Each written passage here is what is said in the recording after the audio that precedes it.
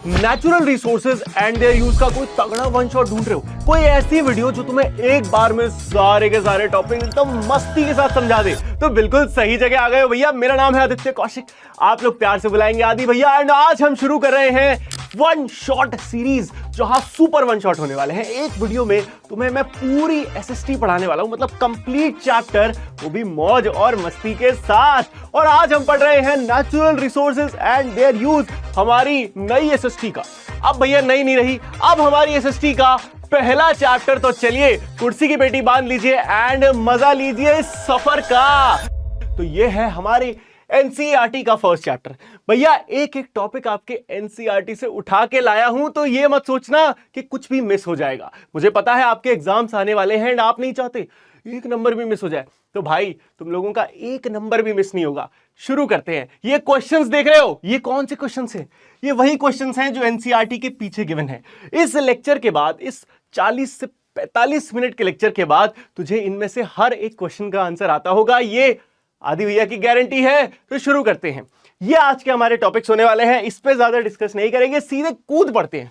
ये कौन है भैया? रोनाल्डो। तो दोस्तों क्या आपने सोचा है कि जो पानी हम पीते हैं या फिर जो खाना हम खाते हैं, ये सब आखिर आता कहां से है? ये सब आता है एक ही जगह से, जिसका नाम है नेचर। दोस्तों नेचर कोई बिग बाजार नहीं है जहां से जाओ और सामान खरीद लाओ।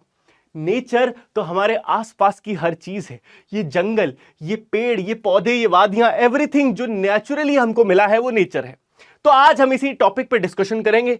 बहुत मजा आने वाला है, एकदम सुकून से बैठो और एक एक टॉपिक का मजा लो। क्या बोला मैंने? एवरीथिंग जो हम हर दिन इस्तेमाल करते हैं, चाहे चाहे चाहे क्या है, चाहे ये बॉटल ही क्यों ना हो। ये बॉटल में क्या पी रहा हूं मैं? पानी पी रहा हूं। ये बॉटल किससे बनी है? मेटल से बनी है। ये सब कुछ क्या है? नेचुरल रिसोर्स ही तो है। तो आइए इस चैप्टर को समझते हैं। क्या कह रहे हैं? हम कह रहे हैं कि एवरीथिंग, हर चीज जो हम इस्तेमाल करते हैं और जो हमको नेचर से मिलती है, वो क्या है? एक नेचुरल रिसोर्स है। लेकिन इसमें एक छोटी सी कंडीशन लगा के याद रखना। कंडीशन ये है, बट ये कोई भी चीज जो हमें नेचर से मिलती है, वो रिसोर्स तब बनती है जब हम उसको यूज करें। क्या करें? जब हम इंसान उसको यूज करना चाहते हो। मतलब सोच के देखो, एग्जांपल लो। एक एग्जांपल है, एग्जांपल्स बहुत सारे लेके चलेंगे आज, ताकि आपको टॉपिक एकदम 100% क्लियर हो। ये तो अच्छा कलर नहीं है, येलो कलर लेते हैं। तो भैया मान लो ये हमारा अर्थ है।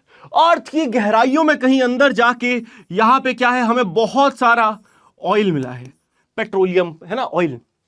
लेकिन ये इतनी अंदर है, फॉर एग्जांपल 300 किलोमीटर्स डाउन। अब भैया इतनी अंदर कैसे जाएंगे? इतनी भयंकर हमारे पास ड्रिल नहीं है। तो इसीलिए है तो ये रिसोर्स, लेकिन हमारे काम का नहीं, इसीलिए हम इसको नहीं कहेंगे resource. What is resource? Anything जो नेचुरली हमें मिलता है एंड सबसे इंपॉर्टेंट, हम उसे यूज करना जानते हैं। We use it. ठीक है, अब ऑफिशियल डेफिनेशन देख लो। मेन बातचीत देखो ये है। इस चैप्टर से मोटा मोटी मुझे 10 साल से, मतलब मैं देख रहा हूं सवाल केवल 3-4 टॉपिक पे आते हैं। मेन बातचीत यह है कि पहला आपको पता होना चाहिए कि नेचुरल रिसोर्स होता क्या है। उसके बाद सवाल सबसे ज्यादा आता है कि रिन्यूएबल और नॉन रिन्यूएबल में डिफरेंस बता दो, वो भी बता देंगे। And then third topic is why using resource wisely is important for our future. भैया पहले वाली एनसीईआरटी में इसको कहते थे सस्टेनेबल डेवलपमेंट। इस वाली एनसीईआरटी में एक नए नाम से आया है ये टॉपिक। किसी को पता है तो कमेंट में बताओ, नहीं तो जब टॉपिक आएगा तब तो आ ही जाएगा समझ में। तो शुरू करते हैं। अब ऑफिशियली एनसीईआरटी स्टार्ट कर रहे हैं। अभी तक तो इंट्रो चल रहा था। ठीक है, इंट्रो बहुत जरूरी है। तुम कहोगे आदि भैया इतना लंबा इंट्रो कौन लेता है? आदि भैया लेते हैं, क्योंकि चैप्टर का अगर इंट्रो पकड़ में आ गया तो कहानी समझ में आ जाएगी। कहानी है भैया, कुछ नहीं है, कहानी है। देखो, कब हम कह सकते हैं कि नेचर एक रिसोर्स है? तो नेचर क्या है? सबसे पहले नेचर हमारे आसपास हर चीज नेचर है जो हमने नहीं बनाई। Anything that is not made by humans around us is nature. For example sunlight, for example trees, for example soil. हर चीज क्या है? नेचर है। बहुत बढ़िया आदि, समझ में आ गया। अब हमने क्या सवाल पूछा कि नेचर रिसोर्स कब बनता है? तो भैया नेचर रिसोर्स सिर्फ तब बन जाता है जब इंसान उस नेचर से मिलने वाली चीज को या तो अपने जीवन के लिए यूज करने लगे, क्या करने लगे, यूज करने लगे, या फिर उससे कुछ और बनाने लगे। आप कहोगे आदि भैया जरा ऐसे समझ नहीं आया, एग्जाम्पल से समझाओ। देख बेटा, इधर देख, विराट कोहली को खेलना है क्रिकेट, है ना। अब विराट कोहली को क्रिकेट खेलने के लिए चाहिए एक अच्छा बैट, है ना, एमआरएफ का तगड़ा सा बैट। अब ये बैट किससे बनता है, लकड़ी से बनता है। लकड़ी किससे बनती है, ट्रीज से बनती है। और ट्रीज क्या है, trees is a natural resource, है ना। ट्री क्या है, एक नेचुरल रिसोर्स है। भैया ट्री इंसानों ने बनाया, नहीं बनाया। ट्री तो नेचर में अकर करता है, हमने उसको काटा और उससे फर्नीचर बना लिया, उससे हमने बैट बना दिया विराट कोहली के लिए, एमएसडी के लिए। तो ये क्या है, इसे ही कहते हैं रिसोर्स। अनदर एग्जांपल देखो, पानी इंसानों ने बनाया है, नहीं बनाया। पानी कहां से आया, नेचर ने हमको दिया। फिर हमने क्या करा, हमने पानी पिया, हमको मजा आ गया, वाह। तो हमने क्या कहा, पानी एक नेचुरल रिसोर्स है, हमको नेचर ने पानी दिया, हमने पीना शुरू कर दिया। क्या हमने सिर्फ पिया, नहीं, हमने पीने के साथ साथ उसको फार्मिंग के लिए भी यूज करा, हमने उससे न जाने कितने काम करे। और क्या होता है, हमने कुकिंग करनी शुरू कर दी। तो सबको बोलो हाँ या ना, सबको क्लियर हो गया, एकदम आसान था, बहुत बढ़िया, ऐसे ही पढ़ेंगे। अब देख, हम किसी भी चीज को एक रिसोर्स कह दें, इसके लिए एनसीईआरटी ने 3 कंडीशन दे दी। भैया ऐसे नहीं कहेंगे, 3 कंडीशन होती है। पहली कंडीशन कहती है कि जो भी चीज आप कह रहे हो रिसोर्स है, that should be technologically accessible. क्या मतलब, हमारे पास आज के समय में वो टेक्नोलॉजी होनी चाहिए जो उसको निकालने के लिए जरूरी है। अच्छा, यहां पे आप समझ सकते हो वो ऑयल वाला एग्जांपल। हमने कहा अर्थ के बहुत डीप में हमें कहीं ऑयल मिला, ठीक है, किसी सर्टेन टेक्नोलॉजी से पता चला कि अर्थ के बहुत डीप में कहीं ऑयल है, लेकिन हमारे पास टेक्नोलॉजी ही नहीं है इतने डीप जाने की। तो क्या हम इसे रिसोर्स कह सकते हैं, नहीं कह सकते। अनदर एग्जांपल, अगर मार्स पे हमको कुछ मिला है, क्या हमारे पास टेक्नोलॉजी है कि हम आज मार्स पे जाएं और उस सामान को उठा के यहां ले आए, अभी नहीं है ना, फ्यूचर में हो जाएगी, अभी नहीं है। तो अभी हम मार्स पे जो है या यूरेनस पे जो है, अलग अलग प्लैनेट्स पे जो है, we can not call it a resource for us. दूसरा, भैया इकोनॉमिकली फीजिबल होना चाहिए, it should not cost too much to get the resource. भाई आप जो रिसोर्स निकालोगे, ठीक है, उस रिसोर्स को दुनिया यूज करेगी तो उसके पैसे मिलेंगे बेचने वालों को। ऐसा ना हो कि इस रिसोर्स को निकालने में इतना पैसा लग जाए जितना आप इसे बेच के ना कमा पाओ। फॉर एग्जाम्पल कोल, आपको पता है ना, कोयला कहां से मिलता है, बिल्कुल सही, तुमको तो पता है, जमीन के अंदर से मिलता है। कोयला क्या होता है, माइनिंग करी जाती है। अब मान लो माइनिंग करते करते आप कहीं ऐसी जगह माइनिंग कर रहे हो जहां पे बहुत ज्यादा खुदाई करनी पड़ रही है, तो क्या हो रहा है, आपका पैसा बहुत ज्यादा लग रहा है लेकिन इतना आप कमा नहीं पा रहे कोयले से, hence it is not economically feasible. ठीक है, इकोनॉमिकली फीजिबल मतलब बहुत पैसा नहीं लगना चाहिए। एंड थर्ड कंडीशन इज कि भैया रिसोर्स तब कहेंगे जब कल्चरली एक्सेप्टेबल होगा। क्या होगा, कल्चर उसको एक्सेप्ट करेगा, लोग एक्सेप्ट करेंगे। ऐसा नहीं होगा कि आप क्या करो, तुलसी का पेड़ होता है ना, तुलसी, हिंदू धर्म में तुलसी की पूजा होती है, आपके एनसीईआरटी में इसके बारे में प्रॉपर टॉपिक है कि कैसे तुलसी का पूजन किया जाता है। सोचो उसको, तुलसी को काट काट के हम कोई नई चीज बनाने लग जाए तो लोग क्या कहेंगे कि भैया ये नहीं एक्सेप्टेबल है, तुलसी हमारे लिए सेक्रेड है, we can not let this happen. Hence बहुत सारे ऐसे हमारे देश में सेक्रेड, है ना, सेक्रेड जंगल्स हैं जिसको लोग मान्यता रखते हैं कि भाई ये हमारी मान्यता है कि यहां जंगल मत काटो, तो लोग नहीं काटते, गवर्नमेंट नहीं काटती। समझ में आया ये बात। चलो अब आगे बढ़ते हैं, अगला इंपॉर्टेंट टॉपिक है कि रिसोर्सेस में कुछ इंपॉर्टेंट होते हैं जिसको हम कहते हैं ऑब्वियस, और कुछ आपके लेस ऑब्वियस। ऑब्वियस कौन से, जो एकदम बेसिक नीड है, हमारी एकदम जरूरत है। For example water, air and soil, एकदम बेसिक। पानी नहीं होगा तो मर जाएंगे, एयर नहीं होगा तो मर जाएंगे, सॉइल नहीं होगा तो खाना नहीं होगा तो मर जाएंगे। तो ये एकदम बेसिक है। इसके अलावा भी कुछ है भाई, हमारे ऐशो आराम, लग्जरी भी तो हमको चाहिए जीवन में। उसके लिए हमारे पास क्या है, कोयला, petroleum, precious stones, metal ores and timber यानी कि लकड़ी। इन सब से क्या होता है, इन सब से हमने अपने लाइफ को, अपनी लाइफस्टाइल को बनाया है। भाई देखो, कोयले से क्या होता है, एनर्जी आती है, एनर्जी से क्या होता है, बिजली, हमारी गाड़ियां चलती हैं, सब कुछ कोयले से चलता था पहले, अब थोड़ा चेंज हो गया है। तो all these are energy. Energy से क्या होता है, हम अपने सुख सुविधाएं बनाते हैं। हेंस इसीलिए हम इन्हें कहते हैं लेस ऑब्वियस, क्योंकि सुख सुविधाएं इतनी जरूरत नहीं है जितनी ये बेसिक नेसेसिटीज हैं। समझ में आ गया। एक चीज याद रखना कि भैया इनमें से कई लेस ऑब्वियस रिसोर्स ऐसे हैं जिन्हें बनने में ओवर मिलियंस ऑफ ईयर्स लग जाते हैं, मिलियंस ऑफ ईयर्स। और ये बात याद रखना, ये आगे काम आएगी कहानी में। अब देखो, गोकू भैया पढ़ रहे हैं तुम्हारे साथ, और गोकू भैया ने एक चीज बताई तुम्हें, क्योंकि ये देखो एनसीईआरटी रट रहे हैं तुम्हारी। ये बता रहे हैं तुमको कि एक वर्ड होता है जिसे कहते हैं एग्जॉस्टेड, है ना, एक्सप्लॉइटेशन, सॉरी, क्या, एक्सप्लॉइटेशन। आपको नेचुरली क्या लगता होगा कि एक्सप्लॉइटेशन वर्ड तो बड़ा नेगेटिव है, हमेशा किसी बैड या अनफेयर वे में यूज करते हैं। बट इस चैप्टर में हम एक्सप्लॉइटेशन का मतलब थोड़ा डिफरेंट रखेंगे। इस चैप्टर में एक्सप्लॉइटेशन का मतलब सिंपली होगा कि किसी भी रिसोर्स को लेना, उसको यूज करना या उसको कंज्यूम करना। बोलो हाँ या ना, समझ में आया? बहुत बढ़िया। अब बात करते हैं 5 नंबर का टॉपिक, 5 नंबर का सवाल कि भैया कैटेगरीज क्या है नेचुरल रिसोर्स की। तो मेरे साथ बस चुपचाप ये चार्ट बना लो। अगर तुमने अभी ये कॉपी पेन लाके चार्ट बना लिया, तुम कभी नहीं भूलोगे जीवन में। एकदम बढ़िया फाड़ू ट्रिक है। सबसे पहले देखो हम किसके रिसोर्स को कैटेगराइज कर रहे हैं? नेचुरल रिसोर्सेज को। किसको? नेचुरल रिसोर्सेज को। ठीक है, नेचुरल रिसोर्सेज की सबसे पहले हमें पता है कि 2 डिफरेंट ऐसे एरो बनाओ। मतलब नेचुरल रिसोर्सेज को 2 डिफरेंट टाइप से बांटा गया है। सबसे पहले यह समझो, पहले बांटा गया है कि भैया हम उसको इस्तेमाल कैसे कर सकते हैं, जिसको कहते हैं बेस्ड ऑन यूज। समझ में आया? फिर दूसरा एक तरीके से और बांटा गया, जिसको कहते हैं बेस्ड ऑन, देखो 2x कर लो वीडियो ताकि और जल्दी हो जाए, बेस्ड ऑन रिन्यूएबिलिटी। रिन्यूएबिलिटी, ठीक है। अगर जल्दी जल्दी में कहीं स्पेलिंग मिस्टेक हो जाए तो इग्नोर करना। अब हम बात करते हैं भैया, पता है बेस्ड ऑन यूज को भी 3 डिफरेंट टाइप होते हैं। बेस्ड ऑन यूज के 3 डिफरेंट टाइप्स होते हैं। कौन कौन से 3? पहला होगा एसेंशियल फॉर लिविंग। भैया वो वाले रिसोर्स जो हमारी लाइफ के लिए एकदम एसेंशियल है, जिसके बिना हम जी नहीं सकते। फिर एक और होगा, क्या कहते हैं इसको? फॉर मटेरियल, कि भैया हमें जो चीजें चाहिए होती हैं लाइफ में, वो सब बनाने के लिए जो चाहिए होता है, वो वाले रिसोर्स। और तीसरा जिसे हम कहते हैं फॉर एनर्जी। ठीक है, एनर्जी। अभी हम इन तीनों को एक एक करके डिटेल में इनके एग्जांपल दूंगा, अभी बस ये चार्ट बना लो।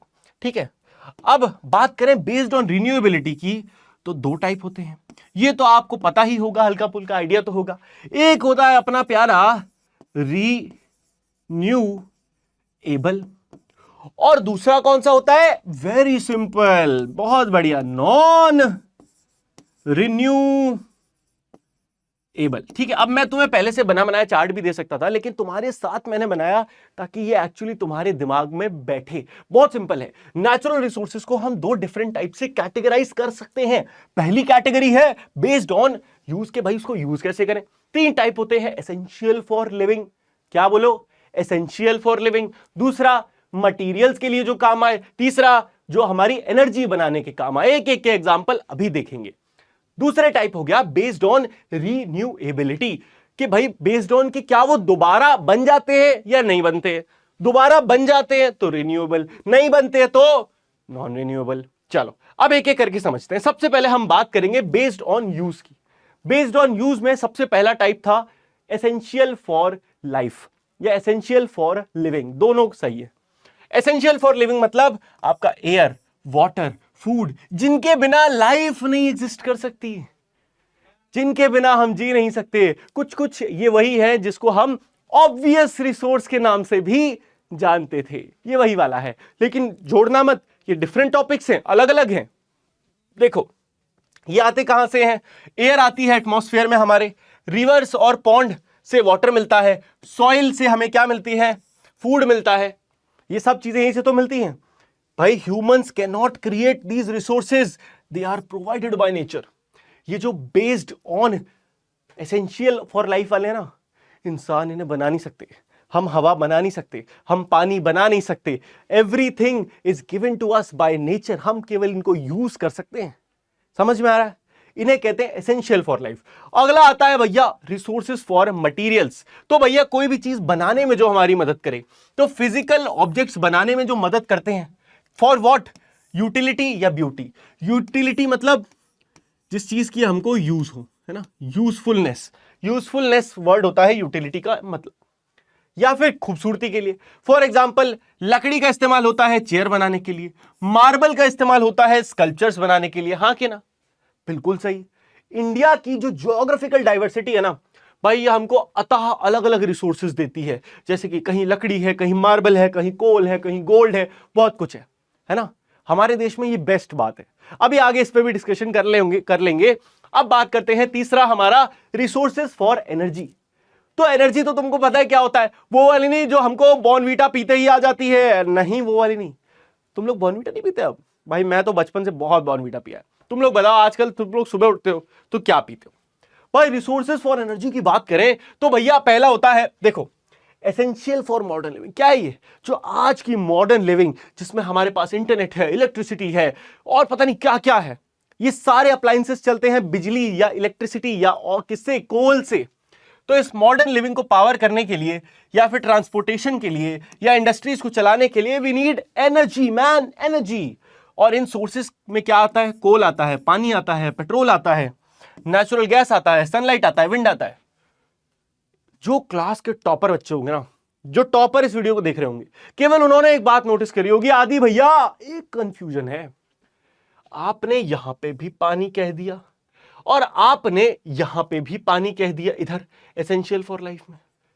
अब बताओ आदि भैया कंफ्यूजन हो गई, आप क्या करें? नहीं, कंफ्यूजन नहीं होना है। यहां पे हम जिस पानी की बात कर रहे हैं वो डिफरेंट है एज कंपेयर टू जब हम बात कर रहे हैं किसकी, इस वाले पानी की। वाई?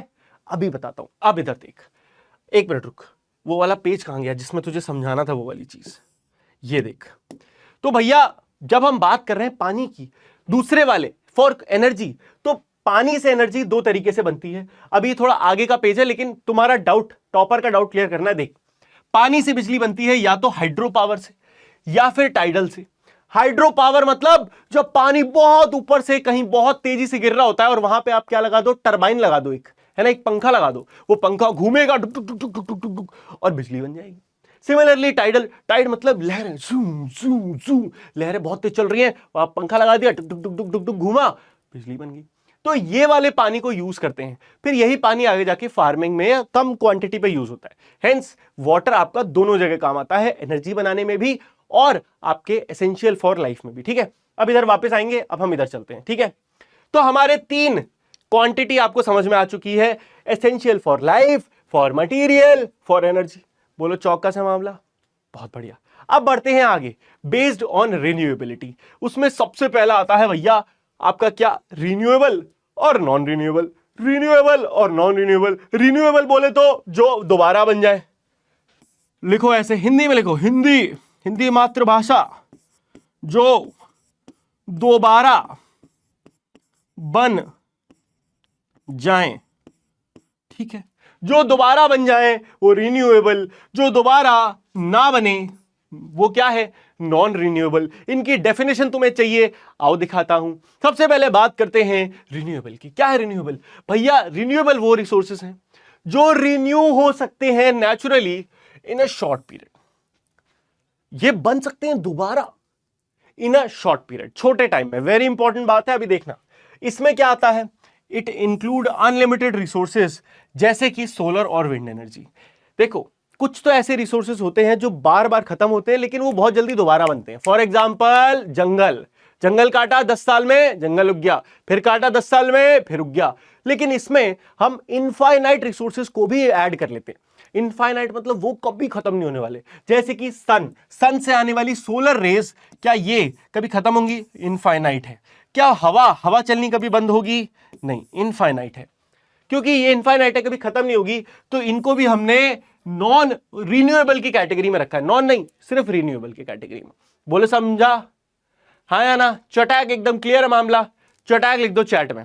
आ जाओ, एक बात याद रखना, हाउएवर अगर हम इन रिन्यूएबल रिसोर्सेज को भी केयरलेसली यूज करने लगे, एकदम बेकार तरीके से, तो क्या होगा, इनकी अवेलेबिलिटी पे इंपैक्ट आएगा। फॉर एग्जाम्पल, फॉर इंस्टेंस का मतलब for example, despite being renewable, पानी एक रिन्यूएबल रिसोर्स है, लेकिन फिर भी क्या हो रहा है, दुनिया में कई जगह ऐसी हैं जहां पे पानी सूखता जा रहा है। तो मतलब अगर हम किसी चीज को रिन्यूएबल कहते हैं, इसका मतलब यह नहीं है कि वो एकदम ही गारंटीड है, कभी खत्म ही नहीं होगा, अंधा यूज करो, ऐसा नहीं है भैया, खत्म हो जाएगा, बदतमीजी करोगे तो। बदतमीजी नहीं करनी, यही आपको सिखाने का मेन पर्पस है। 8वीं में बार बार ये चैप्टर आ रहा है, क्यों? ताकि आपको सिखाया जाए कि इस दुनिया में मदर नेचर ने हमें जो चीजें दी हैं बेटा, ये लिमिटेड है। और आपसे पहले वाले जो इंसानों थे ना, उन्होंने बहुत बदतमीजी करी है, अतः बदतमीजी वो कर चुके हैं। अब तुमसे कह रहे हैं बेटा तुम मत करना, तुम मत करना, ठीक है? तो देखो कितनी चालाकी बात है, हमने अपने टाइम पे जो गड़बड़ करनी थी हमने तो कर ली, अब तुम मत करना, अब तुम सीधे बन जाना, ठीक है? तो ये कहा जा रहा है अब तुम ये मत कहना, आदि भाई आप क्या सिखा रहे हो? देखो मैं तुम्हें बस रियलिटी बता रहा हूं। अब देखो, रिन्यूएबल रिसोर्सेज के एग्जाम्पल चाहिए तुम्हें, 6 एग्जाम्पल देता हूं। सोलर एनर्जी, अंधा यूज करो, है ना? सन से आने वाली रेस को हम कन्वर्ट करते हैं इलेक्ट्रिसिटी में, इसे कहते हैं सोलर एनर्जी, ठीक है? इसको कहते हैं सोलर पैनल्स, है ना? आपने कई घरों की छत पे ये लगे देखे होंगे, इस पे जब धूप पड़ती है तो ये इलेक्ट्रिसिटी में कन्वर्ट कर देता है। 11th क्लास में आप सीखोगे भी कि कैसे होता है ये, फोटॉन्स आते हैं, तो खैर अभी छोड़ो, बहुत डिटेल हो जाएगा। दूसरा है विंड एनर्जी। तो विंड एनर्जी क्या होता है, हवा चलती है, और ये जो पंखा है गोल गोल, इसको कहते हैं टरबाइन। टरबाइन जब घूमती है, पंखा जब घूमेगा तो इसके साथ इसको टरबाइन कहते हैं, जब ये घूमेगी तो ये बिजली बनती है। अब यही सेम घूमने वाला देखना कॉन्सेप्ट कहां कहां यूज होगा, जब हवा इसको करे तो कहेंगे विंड एनर्जी, सेम काम जब पानी करे तो कहेंगे हाइड्रो एनर्जी। उसके बाद होता है बायोमास। तो आपने गोबर गैस या ये जितने भी ऐसी चीजें हैं ना, मतलब ह्यूमन वेस्ट, इस सबसे बहुत भयंकर गैसेस रिलीज होती हैं। इन्हीं गैसेस को आप उबलने दो, इकट्ठा होने दो, और वही गैसेस इतनी जहरीली हो जाती हैं कि वो एनर्जी बन जाती हैं, ठीक है? तो इसको कहते हैं बायोमास। अभी अपन बहुत डिटेल में नहीं जा रहे क्योंकि एनसीईआरटी में दिया नहीं है और इतना रेलेवेंट नहीं है चैप्टर के लिए, तो बेसिक समझा रहा हूं। फिर आता है जियोथर्मल।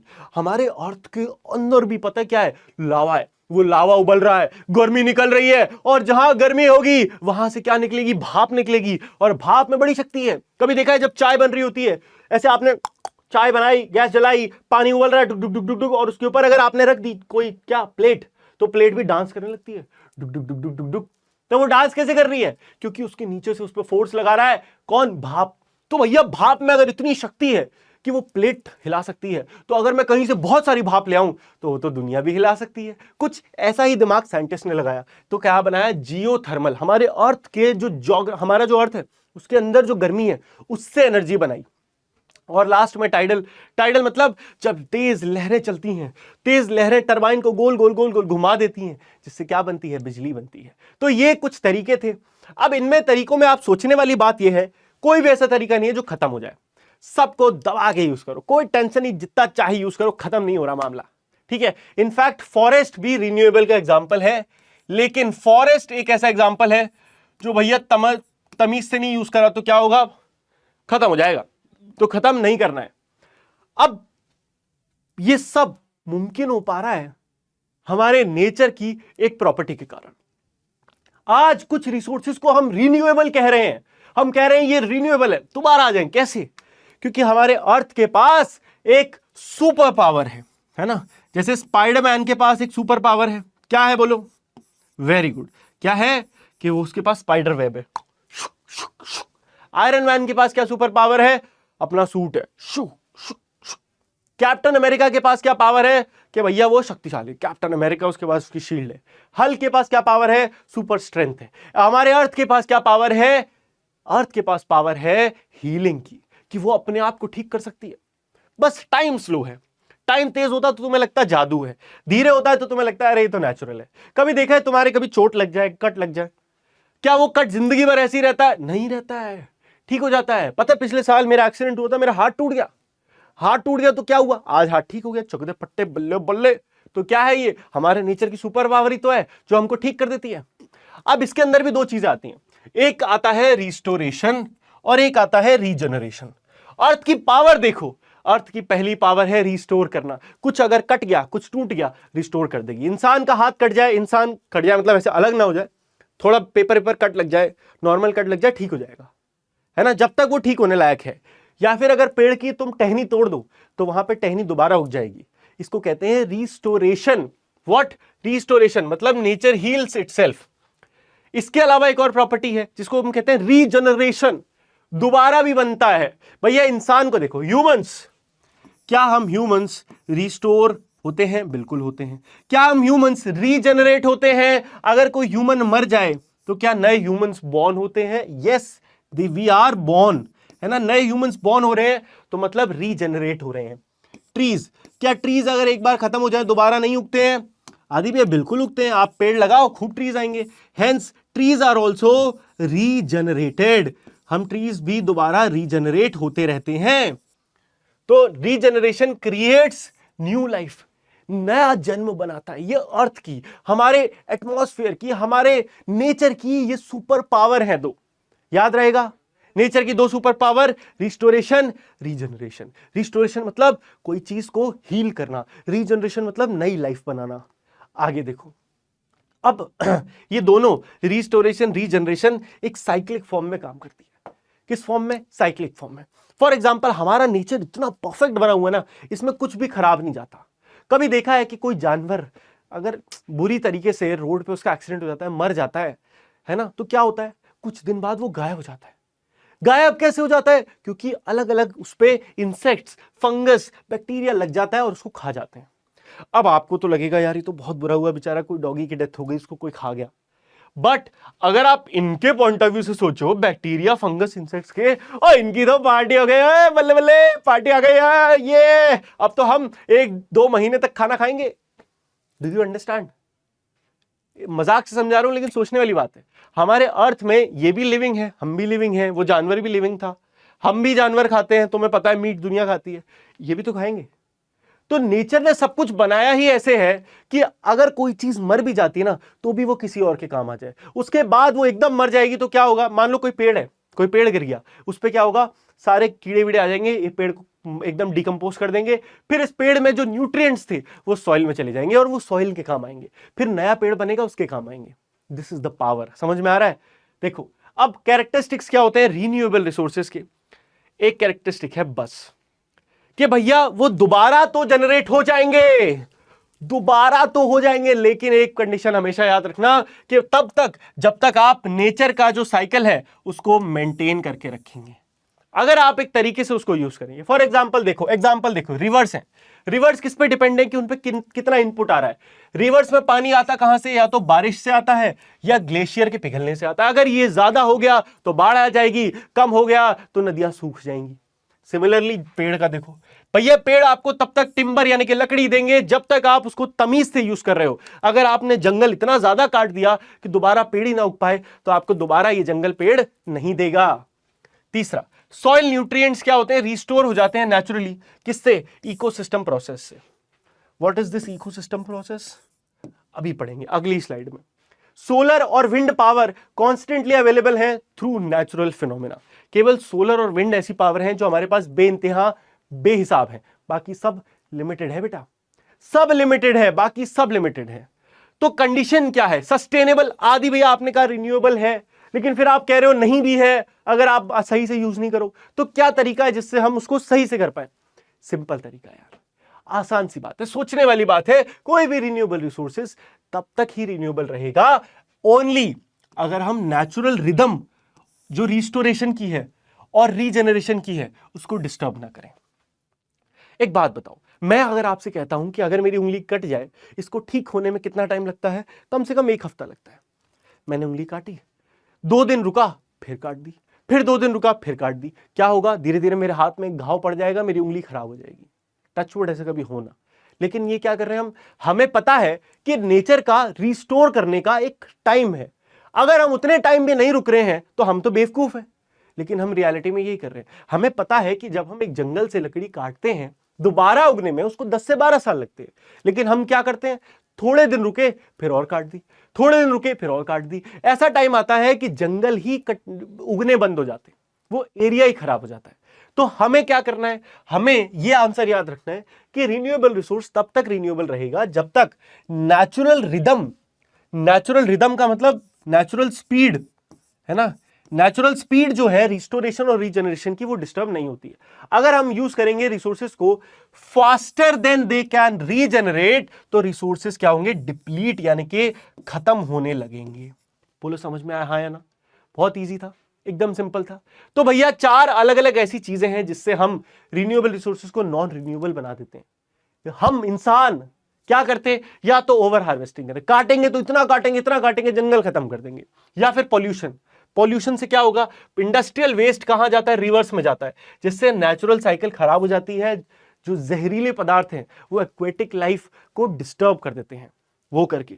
तीसरा है क्लाइमेट चेंज। भैया हमने कहा था कि अगर ग्लेशियर्स पिघल जाएंगे तो नदियों में ज्यादा पानी आ जाएगा। ग्लेशियर्स कब पिघलेंगे, जब दुनिया में ज्यादा गर्मी बढ़ेगी, जिसको हम क्या कहते हैं, ग्लोबल वार्मिंग जो हो रहा है। सोच के देखो, हो रहा है, climate change is real, it's happening. And then the over exploitation, जरूरत से ज्यादा यूज करना। ये सारी चीजें हम कर रहे हैं कि नहीं कर रहे हैं। अब एक बढ़िया चीज आती है, चलो यहां तक हमने खत्म करा, इकोसिस्टम फंक्शन एंड सर्विसेज। क्या इकोसिस्टम के फंक्शंस और सर्विसेज। हमारा जो नेचर है ना, ये स्पेशल तरीके से काम करता है, जिसको कहते हैं इकोसिस्टम फंक्शंस। इसको समझने के लिए एक बढ़िया चीज देखो, इंसान की बॉडी है ये, ठीक है। अब तुम कहोगे आदि भैया आपने तो बहुत क्रेजी बॉडी बना दी, आदि भैया की ड्राइंग को तुम कम मत समझना।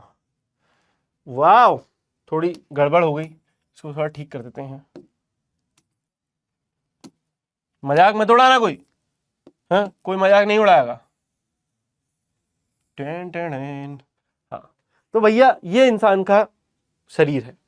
इस शरीर में कुछ कुछ काम होते रहते हैं, कुछ बॉडी फंक्शंस हैं, जैसे कि आदि भैया बोलो, बता तू बता।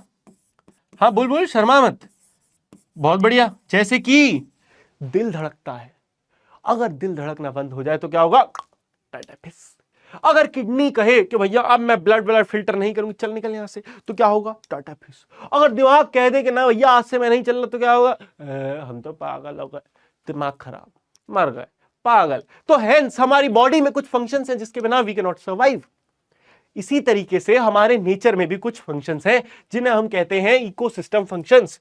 फॉर एग्जांपल देखो, क्या बढ़िया सिस्टम बनाया नेचर ने, एक सिस्टम बनाया कि इंसान वेस्ट प्रोड्यूस करते हैं कार्बन डाइऑक्साइड, और वहीं पे उन्हें चाहिए क्या, उन्हें चाहिए ऑक्सीजन। अब भैया दुनिया में उन्होंने ये सिस्टम बनाया, तो उन्होंने ही ये सिस्टम भी बनाया कि उन्होंने बनाए पेड़। नेचर ने क्या बनाए, पेड़। और पेड़ों का क्या खतरनाक सिस्टम है भैया, कि पेड़ों को चाहिए कार्बन डाइऑक्साइड और पेड़ वेस्ट में रिलीज करते हैं ऑक्सीजन। तो भैया पेड़ों का भी काम हो गया, इंसानों का भी काम हो गया। तो ये जो पूरा है ना, ये जो काम हो रहा है, इसको कहते हैं एक इकोसिस्टम का फंक्शन। ये हमारा इकोसिस्टम है, इसका फंक्शन है, ठीक है। और ये जब हमारे इंसानों की हेल्प करने लगता है, फॉर एग्जाम्पल ये तो फंक्शन है, ये जो हो रहा है ये फंक्शन है, लेकिन हमें हमारी ये मदद कर रहा है, तो हम उसको कहते हैं सर्विस। ये इकोसिस्टम की सर्विस है। इसके ज्यादा डिटेल में नहीं जाना है, तुमसे इसकी डिफरेंशिएशन नहीं पूछी जाएगी, ठीक है। तो चिल मारो, जब ये नेचुरल एक्शंस हमारी हेल्प करते हैं तब हम इन्हें क्या कहते हैं, इकोसिस्टम सर्विसेज, ठीक है। सिंपल इतना सा याद रखना बस। अब देखो भैया, नॉन रिन्यूएबल रिसोर्सेज की बात करें तो नॉन रिन्यूएबल रिसोर्सेज बस वही है जो दोबारा रिन्यू नहीं होते। क्या सच में नहीं होते? देख होते हैं, मैंने तो उससे झूठ बोला था, लेकिन कैच ये है कि इनको वापस बनने में मिलियंस ऑफ साल लगते हैं। एंड तुम्हें लगता है कि कोई भी इंसान मिलियंस ऑफ साल जी पाएगा? इंसान हमारी पुश्ते भी नहीं बचेगी मिलियंस ऑफ साल तक। हेंस हमने इन्हें कहा भैया ये नहीं बनेंगे दोबारा। जैसे कि फॉसिल फ्यूल्स है ना, जैसे कोल, पेट्रोल, ये हमें बहुत पहले मिलियंस ऑफ साल पहले बनने शुरू हो गए थे, इसलिए आज हमें मिल रहे हैं। अब बनने जो शुरू होंगे वो नहीं मिलेंगे हमें। दूसरा है मिनरल्स जैसे कि आयरन, कॉपर, गोल्ड, ये सब भी नहीं मिलेंगे अगर खत्म हो गया तो भैया थोड़ा जुडिशियली यूज करना है। इंडिया में वैसे तो बहुत कोयला है बहुत कोयला है, लेकिन जिस स्पीड से हम आज यूज कर रहे हैं ना, 50 साल में टाइटाइफिस खत्म हो जाएगा ये कोयला। इसीलिए जब तक हम कोई ऐसा ऑल्टरनेटिव ना ढूंढ ले एनर्जी का जो सस्टेनेबल हो, मतलब जो खत्म ना हो, जो रिन्यूएबल हो। सस्टेनेबल मतलब ऐसा जो आज को यूटिलाइज करने के साथ साथ कल के लिए भी चल पाए। तो आप इसको एग्जाम्पल के लिए कह सकते हो, सस्टेनेबल मतलब रिन्यूएबल, ठीक है। सस्टेनेबल मतलब रिन्यूएबल ऑल्टरनेटिव जब तक हम ना ढूंढ ले तब तक हमारे पास जो रिसोर्स हैं हमें उन्हें बहुत जुडिशियली यूज करना चाहिए, ऐसे नहीं मस्ती में यूज करें। अब नेचुरल रिसोर्सेज हमारे अर्थ, हमारे इंडिया में कैसे डिस्ट्रीब्यूटेड हैं देख लो। इससे आपके कई बार क्वेश्चन आ जाते हैं। ये आपके कोल जितने काले काले हैं ये कोल फील्ड है, उसके साथ साथ जितने ये येलो वाले ट्रायंगल हैं ये ऑयल फील्ड है, आयरन ओर वाले स्क्वायर है और बॉक्साइट वाले डायमंड है। अब इसमें से कुछ कुछ इंपॉर्टेंट है जो मैं मार्क कर देता हूं, जो टीचर अक्सर पूछने का शौकीन रखता है। जैसे कि ये देखो, रानीगंज का कोल फील्ड है ना, रानीगढ़ का कोल फील्ड, इधर ये दिग्बोई ऑयल, ठीक है, बोकारो वेरी इंपॉर्टेंट, और उसके साथ है अमरकंटक भी इंपॉर्टेंट है, चंद्रपुर, ठीक है, चंद्रपुर के पास ही तुम्हारे डुग्गू भैया है, चंद्रपुर के पास के, Ratnagiri very important, Chikkamagaluru very important, ठीक है, और उसके साथ चित्रदुर्गा, ठीक है, बल्लारी भी इंपॉर्टेंट है। ये कुछ याद रख लेना, इसी से क्वेश्चंस बारे में पूछे जाते हैं तो निपटा दोगे। अब आगे बढ़ते हैं भैया, डिस्ट्रीब्यूशन ऑफ नेचुरल रिसोर्स की बात कर रहे हैं। हम कहते हैं कि हमारे जो नेचर है ना वो उसने हर अर्थ के पूरे अर्थ पे इवनली डिस्ट्रीब्यूट नहीं करा रिसोर्सेज को। भैया कहीं पे बहुत ज्यादा दे दिए हैं, कहीं पे दिए ही नहीं है, तो हालत कहीं की एकदम खराब है। Natural resources are not evenly distributed. लेकिन इससे क्या फर्क पड़ता है, देख क्या फर्क पड़ता है, वेरी इंपॉर्टेंट भैया, इससे फर्क पड़ता है कि ह्यूमन सेटलमेंट और वहां पे पॉपुलेशन कितनी होगी। दूसरा, इससे डिटरमाइन होता है कि ट्रेड का पैटर्न क्या होगा और देशों के बीच में इकोनॉमिक रिलेशंस क्या होंगे। तीसरा, इससे इंटरनेशनल रिलेशंस और डिप्लोमेसी में फर्क पड़ता है। और चौथा, ये ट्रिगर और रिसोर्स के वॉर को कन्फ्लिक्ट कर सकता है। भैया एक देश के पास कुछ नहीं है, एक देश के पास सब कुछ है, तो क्या होगा, वॉर हो जाएगी। जिसके पास कुछ नहीं है वो आके लड़ेगा कि भैया मुझे भी दे, तेरे पास क्यों सब रहेगा, इसे कहते हैं वॉर। अब भैया देखो इकोनॉमिक इंप्लीकेशंस क्या है। भैया रिसोर्स डिस्ट्रीब्यूशन बड़ा खतरनाक है, आपको पता है, कहीं पे बहुत ज्यादा है, कहीं पे नहीं है। तो इसकी वजह से क्या क्या हो सकता है। पहला, इंडस्ट्रियल डेवलपमेंट। क्या कह रहे हैं कि इंडस्ट्रीज ज्यादातर वहां होती हैं जहां पे नेचुरल रिसोर्सेज होते हैं, जिससे क्या होता है, उन्हीं देशों में जहां पे नेचुरल रिसोर्सेज हैं वहीं पे एम्प्लॉयमेंट जनरेट होता है, वहीं पे इकोनॉमिक ग्रोथ होती है। एग्जांपल के लिए यूएसए है ना, यूरोप, ये सब देशों के पास क्या है, अच्छे रिसोर्सेज हैं। इंडिया, ये सब अच्छे रिसोर्सेज हैं, इसीलिए हमारा देश बढ़िया है। उसके बाद ट्रेड रिलेशंस। भैया रिसोर्स डिस्ट्रीब्यूशन से क्या होगा, इंटरनेशनल ट्रेड बढ़ेगा। भैया सिंपल सी बात है, जिस देश के पास कुछ ज्यादा है वो बेचेगा दुनिया भर में, तो उसका रिलेशंस बढ़िया होंगे, ट्रेड रिलेशनशिप अच्छा हो जाएगा, बिजनेस रिलेशनशिप। तीसरा, उनके पास यूनिक प्रोडक्ट्स होंगे जो सिर्फ वहीं बनते हैं, जो कहीं और नहीं बनते हैं। और चौथा, सोशल कॉस्ट, मतलब रिसोर्स एक्सट्रैक्शन से क्या होगा, अक्सर लोगों को अपने अपने घर बार जमीन को छोड़ना पड़ जाता है, पॉपुलेशन थ्रेटन हो जाती है सेक्रेट प्लेस, कि भैया कहीं वहां पे भगवान का मंदिर था, लोगों को उसके नीचे सोना मिल गया, तो लोग कहेंगे भगवान जाए भाड़ में, हम तो भैया सोना निकालेंगे। ये रियलिटी है दुनिया की ना, तो इससे कई बार एनवायरनमेंट को डैमेज भी हो जाता है। अगली बात आती है क्रॉस बॉर्डर चैलेंज। भैया नेचर को नहीं पता था कि तुम आगे जाके इंडिया पाकिस्तान अलग कर दोगे, या तुम कहोगे ये हमारा देश, ये हमारा देश। नेचर ने तो सब पूरा अर्थ बराबर बनाया बिना सोचे समझे। अब क्या हुआ, हमने अपनी बाउंड्रीज बने, हमने कहा ये इंडिया है, बांग्लादेश है, ये पाकिस्तान है, ये यूएस है। अब आधी चीजें, कोई नदी पाकिस्तान में जा रही है, आधी कोई इंडिया जा रही है, जैसे कि इंडस। वहीं बांग्लादेश की तरफ ये देखो, हमारे इंडिया का वन ऑफ द बिगेस्ट जो बेसिन है ना, जो डेल्टा है, वो है गंगा ब्रह्मपुत्र डेल्टा। तो गंगा नदी और ब्रह्मपुत्र नदी दोनों जाके इधर मिलती हैं, और इसकी वजह से यहां सबसे बड़ा डेल्टा है, सुंदरबन डेल्टा इसका नाम है। लेकिन ये सुंदरबन डेल्टा आज हमारे देश और बांग्लादेश के बीच में बटा हुआ है। यही लड़ाई का कारण भी बन रहा है कि भैया दोनों बटे हुए हैं। नेचर रिस्पेक्ट नहीं करता पॉलिटिकल बाउंड्रीज की, जो बात मैंने कही। रिवर्स अक्सर मल्टीपल स्टेट या मल्टीपल कंट्रीज से बहती हैं। फॉरेस्ट और वाइल्ड लाइफ अक्सर क्रॉस बॉर्डर हो जाते हैं कि आधा इस बॉर्डर आधा उस बॉर्डर। एयर पॉल्यूशन एक देश का दूसरे देश में ट्रैवल करने लगता है। ओशन कई बार कई देशों को मिक्स उन्हें ट्रैवल करने पड़ते हैं। जैसे इंडिया इकलौता देश है पूरी दुनिया में जिसके नाम पे कोई ओशन है, और कोई देश ही नहीं है जिसके पास अपना कोई ओशन होगा, है ना। एग्जाम्पल मैंने तुम्हें दे दिया, ब्रह्मपुत्र रिवर जो है वो मल्टीपल कंट्रीज से बहती है, जिसकी वजह से इंटरनेशनल कोऑपरेशन, फॉर्मेलिटीज, कौन पानी यूज कर सकता है, कितना यूज कर सकता है, कितने डैम बना सकता है, बहुत झाड़ है यार, बहुत झाड़ है। अब इस चैप्टर का सबसे इंपॉर्टेंट टॉपिक आता है, most most most most most important, है ना। मतलब मैं इसको जितना इंपॉर्टेंट बोलूं उतना कम है। आप ध्यान से सुनना, ये टॉपिक क्या कहता है, ये टॉपिक कहता है कि भैया जिसके पास शक्ति है वो शक्तिशाली नहीं है। क्या बोला आदि भैया, देख सुन के देख। नेचुरल रिसोर्स कर्स, इसको एक दूसरे नाम से भी जाना जाता है, पैराडॉक्स ऑफ प्लेंटी। वाह क्या कलर लिया है मैंने, आदि भैया ने क्या ही कलर ढूंढा, black. Paradox of plenty. Paradox of plenty सिर्फ इतना कहता है कि अगर किसी देश के पास बहुत सारे नेचुरल रिसोर्स हैं, डज नॉट मीन कि वो देश बहुत ग्रो करेगा। है अभी तो आपने आदि भैया बताया कि जिसके पास ज्यादा रिसोर्स उसके पास ट्रेड रिलेशंस अच्छे, सब कुछ, इंडस्ट्रीज अच्छी, बात तो सही है, लेकिन एक बार इसको भी पढ़ फिर समझेगा। देख कैसे कुछ रिसोर्स हैं जिनके पास बहुत नेचुरल रिसोर्स हैं, लेकिन फिर भी वो थोड़ी स्लो इकोनॉमिक ग्रोथ करते हैं एज कंपेयर टू डिफरेंट देश, है ना। क्यों? क्योंकि होता क्या है कि इकोनॉमीज जो है, इकोनॉमी मतलब कंट्रीज जो है, may fail to develop value adding industries. अब इसका सिंपल एग्जांपल है, देखो भैया, एक दोस्त है तुम्हारा, ठीक है, एक दोस्त है जिसके पापा बहुत बड़े बिजनेसमैन है, बहुत बड़े तो नहीं है लेकिन उनके पापा की बढ़िया दुकान है, अपना स्कूल है मान लो, ठीक है, अपना स्कूल है।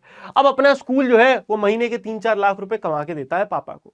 बेटे को पता है अपना स्कूल है तो क्यों ज्यादा दिमाग लगाना, वो बड़ा हुआ, उसने कोई मेहनत नहीं करी स्कूल में, कॉलेज में, वो अपने पापा की जगह बैठ गया, 3 लाख रुपए पापा कमाते थे, वो 4 या 5 लाख रुपए कमाने लगा, सिंपल। लेकिन ये वो वाली बात है कि बहुत रिसोर्सेज हैं। वहीं पे एक दूसरा दोस्त है जिसको पता है कि उसके पापा एक सिक्योरिटी गार्ड की तरह काम करते हैं। उसने बचपन से भैया बहुत गरीबी देखी है, उसने सोच लिया कि भाई मुझे पैसा कमाना है। उसने बहुत मेहनत करी स्कूल में, उसने बहुत मेहनत करी कॉलेज में, उसने अपना एक स्टार्टअप बनाया और आज वो 3,000 करोड़ का मालिक बन गया। कैसे? बिकॉज उसके पास कोई रिसोर्सेज नहीं थे, उसको पता था मुझे सब खुद बिल्ड करना है। Similar example is China. दुनिया में चाइना एक ऐसा देश है जिसके पास कम नेचुरल रिसोर्सेज हैं as compare to the other countries. ऐसा नहीं है कह रहा हूं कि है ही नहीं, है लेकिन कम है, वो इंपोर्ट करते हैं ज्यादातर चीजें। वहीं देश जैसे कि इंडिया या कई देश ऐसे हैं जिनके पास अथाह नेचुरल रिसोर्स हैं। फॉर एग्जांपल मिडिल ईस्ट, है ना, सऊदी अरेबिया, इन सारे देशों के पास क्या है, ईरान, इराक, सिर्फ ऑयल है, ऑयल है, इनके पास बेइंतहा ऑयल है। इसी वजह से ये थोड़ा डेवलप कर पाए, अगर ऑयल नहीं होता तो बिल्कुल नहीं कर पाते, या ऑयल नहीं होता शायद और डेवलप कर पाते। सो पैराडॉक्स ऑफ प्लेंटी सिर्फ ये कहता है कि अगर किसी देश के पास बहुत सारा नेचुरल रिसोर्स है, हो सकता है इसकी वजह से वो स्लो इकोनॉमिक ग्रोथ करे, क्योंकि अपना पूरा का पूरा इकोनॉमी वो उसी पर डिपेंड करते हैं। उनको लगता है सही है यार, ऑयल बेच के पैसा आ तो रहा है देश में, क्यों रिसर्च करनी, क्यों नई टेक्नोलॉजीज बनानी, क्यों हमें नए इन्वेंशंस करने, क्यों नई फैक्ट्रीज लगानी, अपना तेल बेच तो रहा है यार, क्या टेंशन है। समझ में आ रहा है? इसको कहते हैं पैराडॉक्स ऑफ प्लेंटी या फिर नेचुरल रिसोर्स कर्स। ठीक है, India has generally avoided this curse. हमारे देश को देखा जाए तो हमारे देश में ये कर्ज नहीं है, हमारे पास बहुत रिसोर्सेज हैं, फिर भी नहीं है, क्योंकि देखा जाए इंडिया आजकल हर चीज पे इन्वेस्ट कर रहा है, चाहे वो एआई हो, चाहे वो टेक्नोलॉजी हो, चाहे सेमीकंडक्टर हो, चाहे टेक हो, हर चीज में हम इन्वेस्ट कर रहे हैं। ऐसा नहीं है कि हमारे देश के पास रिसोर्स हैं तो हम कह रहे हैं नहीं भैया हम तो केवल रिसोर्स बेच बेच के ही पैसा कमा लेंगे, ऐसा नहीं है। ठीक है, अब अगला एक और टॉपिक इंपॉर्टेंट आता है जिसे मैंने कहा था रिस्पॉन्सिबल यूज को एक नए नाम से आएगा जिसको कहते हैं स्टूवर्डशिप। क्या नाम है? नया नाम है स्टूवर्डशिप। और स्टूवर्डशिप का सिंपल मतलब क्या होता है? रिस्पॉन्सिबल रिसोर्स को यूज करना, रिसोर्स को रिस्पॉन्सिबली यूज करना। तो भैया अर्थ पे सस्टेन करने के लिए लाइफ को हमें नेचर को रिस्पेक्ट करना चाहिए। नेचर को रिस्पेक्ट करने के लिए हमें क्या है भाई, सबसे पहले तो हमें रिस्टोरेशन जो होता है उसकी हेल्प करनी चाहिए। ऐसा नहीं कि किसी चीज को काट रहे हैं तो 10 दिन बाद फिर काट दिया, नहीं, रिस्टोर होने दो। हमें पता है कि रीजनरेट करता है नेचर, तो सपोर्ट करो उस चीज को ना, नेचर की जो एबिलिटी है रीजनरेट करने की उसको सपोर्ट करो, तुम्हारा ही फायदा होगा। और तीसरा जिसको अब हम पढ़ने वाले हैं जिसे कहते हैं रिस्पॉन्सिबल यूज, द 3 R's, है ना, 3 R टू सस्टेनेबल लाइफ। याद रखना, दीज आर 3 R। जैसे एक तो आपने रिसाइकल, रिड्यूस और रीयूज पढ़ा था, सिमिलरली यहां पे रिस्टोर, रीजनरेट और रिस्पॉन्सिबल यूज होता है। तो रिस्पॉन्सिबल यूज यानी स्टूवर्डशिप का सिंपल मतलब क्या है? Using non renewable resources judiciously मतलब ध्यान से, वाइल डेवलपिंग ऑल्टरनेटिव्स। उसको यूज तो करो लेकिन ऑल्टरनेटिव्स बनाते जाओ। साइंटिस्ट वार्न करते हैं कि अगर आप इररिस्पॉन्सिबल ट्रीटमेंट करोगे नेचुरल रिसोर्सेज का तो क्या होगा? पॉल्यूशन होगा, बायोडाइवर्सिटी लॉस हो जाएगा और क्लाइमेट चेंज और तेज हो जाएगा। अब एक केस स्टडी लेते हैं, देखो पंजाब में क्या हुआ। पंजाब का एग्जांपल देखो भैया, बड़ा मजेदार है। पंजाब के एग्रीकल्चर में बहुत कमी थी पहले, तो देश में एग्रीकल्चर को बढ़ावा देने के लिए क्या करा? बिजली फ्री कर दी। अब जब बिजली फ्री कर दी तो लोगों ने पंप लगाए पानी खेत को देने के लिए। अब उसकी वजह से क्या हुआ? लोगों ने इतने पंप लगाए, इतना पानी खींचा कि जो ग्राउंड वाटर है पंजाब का वो ही खत्म हो गया। आज 90% ग्राउंड वाटर जो है पंजाब का, वो 80% पंजाब का जो है वो ओवर एक्सप्लॉइटेड है, पानी खत्म होता जा रहा है। इतना ज्यादा गहराई में जाके जो हमें नेचुरल वाटर है वो मिलता है, वरना मिलता ही नहीं। तो ये हाल हुआ है किसका? पंजाब का। उसके बाद एक और इंपॉर्टेंट चीज है कि हमारे देश में एक चीज होती है वृक्ष आयुर्वेद। आयुर्वेद पता है ना, हम नेचुरल चीज जड़ी बूटियों की मदद से इंसान की प्रॉब्लम्स को ठीक करते। सिमिलरली वृक्ष आयुर्वेद भी हमारे देश में एक नॉलेज हुआ करती थी, साइंटिफिक नॉलेज थी, जिसकी स्टडी जो थी वो किस लिए थी, care of plants and trees. सोचो प्लांट्स और ट्रीज की भी जो कमियां थी उनको ठीक करने के लिए हमारे देश में एक स्टडी थी वृक्ष आयुर्वेद। कब की थी? Dates back several millennia, around 10th century CE के आसपास बनी थी। 10th सेंचुरी, अभी क्या चल रहा है, 2026 चल रहा है। अब देखो आगे, अब भैया ऑलमोस्ट हम लास्ट पे आ गए हैं। एक और केस स्टडी है सिक्किम की। भैया सिक्किम बहुत मजेदार देश है। Sikkim is the only state in India जहां पे 100% ऑर्गेनिक फार्मिंग होती है। कैसे हो पाया? देखो एक एग्जांपल से समझते हैं। पेमा नाम की एक लड़की थी। पेमा की लड़की जो थी, उनके पापा फार्मिंग करते थे, उनके पूरा फैमिली। अब फार्मिंग वो करते थे, पहले फर्टिलाइजर वगैरह यूज करते थे। उससे क्या हो रहा था, उनके ऊपर डेट बढ़ता जा रहा था, माउंटिंग डेट। और क्या हो रहा था, एक्सपेंसिव केमिकल इनपुट्स डालने पड़ रहे थे। उसके बाद उन्होंने क्या कहा, उन्होंने कहा छोड़ो अब भाड़ में जाए, हम क्या करेंगे, केवल ऑर्गेनिक यूज करेंगे, नो फर्टिलाइजर। इसकी वजह से क्या हुआ भाई, उनको पहले तो बड़ा कम यील्ड मिला, रिजल्ट बहुत कम मिला, वो बेच कम पा रहे, तो थोड़ी गरीबी आ गई। लेकिन क्या हुआ, जब उन्होंने नई चीजों पे स्विच करा, कंपोस्ट पे, नेचुरल पेस्टिसाइड्स पे और मल्टी क्रॉपिंग, अलग अलग टेक्निक्स लगाए, तो धीरे धीरे क्या हुआ, आफ्टर 4 और 5 इयर्स उनका जो फार्म था भैया, उसमें ऐसी ऐसी क्रॉप उगने लगी जो बहुत महंगे दामों पे बिकती थी। क्योंकि आज की दुनिया में लोगों को ऑर्गेनिक का शौक चढ़ गया है। अब लोगों को क्या चाहिए, ऑर्गेनिक खाना। अब हम ऑर्गेनिक खाने के लिए एक्स्ट्रा पैसे भी देने को तैयार हैं, हाँ कि ना? तुम्हारे घर में भी होता होगा, ऑर्गेनिक है दे दो भैया, कोई दिक्कत नहीं, अच्छा खाएंगे। यही स्टेट की अचीवमेंट है। 2016 में सिक्किम पहला इंडिया का स्टेट बना जो 100% ऑर्गेनिक है ना? अब हम कहेंगे देखो ये तो सब आपने बता दिया आदि भैया जो इंसान करते हैं, गवर्नमेंट क्या करती है? देख गवर्नमेंट भी कर रही है ऐसे ही। देख इंटरनेशनल सोलर अलायंस, इंडिया और फ्रांस ने 2015 के आसपास एक प्लान लॉन्च करा। जो प्लान क्या कहता है कि भैया जो रिच कंट्रीज हैं सारी की सारी, वो क्या करेंगी, सोलर एनर्जी के लिए कुछ काम करेंगी। तो ये जो प्लान है हमारा इंटरनेशनल सोलर अलायंस, ये कहता है कि कंट्रीज जिनके पास बहुत सारी सनलाइट है वो मिलके कुछ ऐसा बनाए। तो फाइनली क्या हुआ, ये सैटेलाइट इमेज हमें दिखाई जा रही है, is one of the largest solar parks इन राजस्थान, जो कि इतनी इलेक्ट्रिसिटी जनरेट करता है जो पूरे स्टेट की 15% बिजली राजस्थान में सोलर से आती है। तो ये कितनी बड़ी अचीवमेंट है। ऐसे ही हमें पूरे देश में करना है कि हमारी 50% एनर्जी की नीड जो है सोलर से पूरी हो जाए। समझ में आया? इसमें बहुत सारा पैसा फ्रांस और इंडिया ने मिलकर लगाया है। समझ में आ रहा है? अब आगे देखो, सीमेंट इंडस्ट्री की बात करें, यहां से क्वेश्चन आ सकता है। सीमेंट इंडस्ट्री हमारे देश की सबसे पॉल्यूशन वाली इंडस्ट्री है। सीमेंट के पार्टिकल बहुत छोटे होते हैं, पूरे एयर में उड़ उड़ के धमाकेदार पॉल्यूशन मचाते हैं। तो भैया उस पर हमें ध्यान, मतलब हमें उसको कम से कम करना है। तो ऑल्टरनेटिव्स में आप क्या कर सकते हो, ट्रेडिशनल मटेरियल जैसे स्टोन और मड, मिट्टी का इस्तेमाल कर सकते हो। राजा महाराजाओं को देखो, उनके जो घर बनते थे क्या सीमेंट से बनते थे? नहीं, बड़े बड़े पत्थरों से बनते थे। और क्या स्ट्रॉन्ग है भाई, आज तक लाल किला खड़ा है। तुम्हारा घर देखो 25 साल में झड़ गया, क्या फायदा ऐसा सीमेंट यूज करने का? केवल और केवल क्या, सस्ता है। तो ट्रेडिशनल मटेरियल जो होते हैं वो ज्यादा बेहतर होते हैं, उनको अगर यूज करा जाए तो आप बहुत अच्छा काम कर सकते हो। ठीक है, ऑरोविल में ये एक लाइब्रेरी टाइप की कंस्ट्रक्टेड है, कम्युनिटी बिल्डिंग, ये पूरी मिट्टी से बनी है, ऑरोविल अर्थ इंस्टीट्यूट की। तो ये रियल एग्जांपल है कि भैया ऐसा नहीं है कि कोई कर नहीं सकता, कर सकता है, बिल्कुल कर सकता है, बस करने वाला चाहिए। तो भैया इक्विटी इन रिसोर्सेज एक्सेस की बात करें तो वाटर इन इक्वलिटी है ना। मेनी अर्बन एरियाज में आज के टाइम पे भी पानी बराबर नहीं आ पा रहा है, कहीं ज्यादा आ रहा है, कहीं कम आ रहा है। एयर पॉल्यूशन देखें तो पॉल्यूशन फ्रॉम इंडस्ट्री जो है एंड फॉसिल फ्यूल्स जो है डिस्प्रोपोर्शनली इफेक्ट करते हैं और अनेबल टू प्रोटेक्ट देमसेल्व्स और रिलोकेट। लोग अपनी जगह से हट नहीं पाते हैं, चाहे उनके एरिया में बहुत पॉल्यूशन हो। देखो गाजीपुर, यहाँ पे एक एरिया है जहां पे कूड़ा फेंकते हैं, पूरे दिल्ली एनसीआर का, गाजीपुर का खत्ता, गूगल पर सर्च करना, इतना बदबूदार, वहां जाओगे सांस नहीं ले पाओगे। लेकिन वहां जो लोगों के घर हैं, अब वो कहाँ जाए, वो घर बेच के कहाँ रहेंगे ना, तो बेचारे वो वहीं रहते हैं, उनको आदत पड़ गई है। तीसरा है रिसोर्स के बेनिफिट। इकोनॉमिक बेनिफिट जो होते हैं रिसोर्स के एक्सट्रैक्शन के, वो अक्सर लोकल कम्युनिटी तक नहीं आते हैं, जो एनवायरमेंटल कॉस्ट बेयर करता है। सिंपल सी बात यह है कि मान लो आपके घर के पास आज सोने की खदान मिली, गवर्नमेंट क्या करेगी, आपको उठा के साइड में फेंक देगी, लेकिन उस पैसे से वो कितना सोना कमाएगी और कितना पैसा, ये आप जानते हो, आपको थोड़ी मिलेगा। तो बस इतना ही था ये चैप्टर। आई होप आपको चैप्टर का एक एक टॉपिक मस्ती समझ में आया होगा, मजा आया होगा। तो चैट में एक बार कमेंट करते जाना, आदि भैया मजा आ गया, चुगने फटे बल्ले बल्ले। और मैं आपसे मिलूंगा अब अगले लेक्चर में, ठीक है? तो मौज मस्ती करते रहिए। ऐसे ही वन शॉट के लिए वापस आते रहिए PW क्लास 8 के यूट्यूब चैनल पे। Bye bye, take care, love you, जय हिंद दोस्तों।